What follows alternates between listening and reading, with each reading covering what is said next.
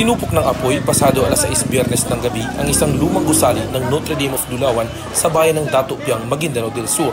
Sa ulat ng Bureau of Fire Protection ng bayan, 6:40 ng gabi nagsimula ang sunog at nadeklara lang itong fire out bandang alas 8 ng gabi. Two-story building yung nag-gutter niya, so may 5 rooms sa taas, made up of live materials. So nag-start yung sunog 6:40 and then 8 PM na fire out natin. So far, wala pa. Hindi muna ako makabibigay ng details in regards to that kasi magkakandak pa tayo ng proper investigation in regard to this. Actually, regarding sa kasi siyempre, as of now, nagkakandak pa tayo ng investigation. Hindi muna ako makapagbibigay ng full details in regards kung ano ba talagang cause or kung ano ba yung gel ko, ano. So, hindi ko pa talaga mabigay yung full details. Ayon naman kay Vice Mayor Omar Samama, ligtas naman umano ang mga nakatira na sa gusaling bahagi ng faculty building at lalo na ang mga may edad ng mga madre na nagpapatakbo ng paaralan at doon nanunuluyan.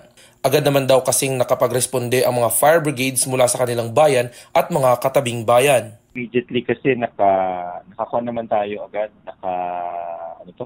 nakasaklolo, including yung NDRRMO natin tsaka yung mga volunteers.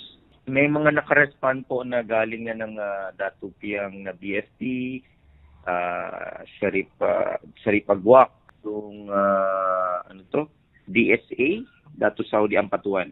Parang faculty na office daw eh. December 2020 nang tinangkang sunugin ng mga bandidong Bangsamoro Islamic Freedom Fighters ang nasabing paaralan. Pero napigilan ito matapos na nakapagresponde agad ang mga sundalo. Yun nga lang, ang bagong sasakyan naman ng pulisya na nakipaglaban sa mga rebelde ang naabutan ng mga bandido.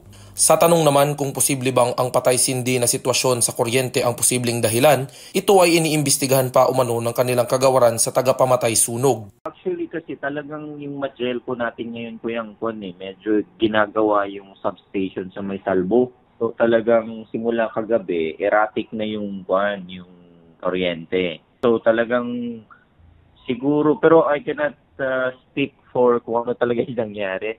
Talaga yung yung aming M-Dream kasi yun yung nakatutok talaga doon kanina.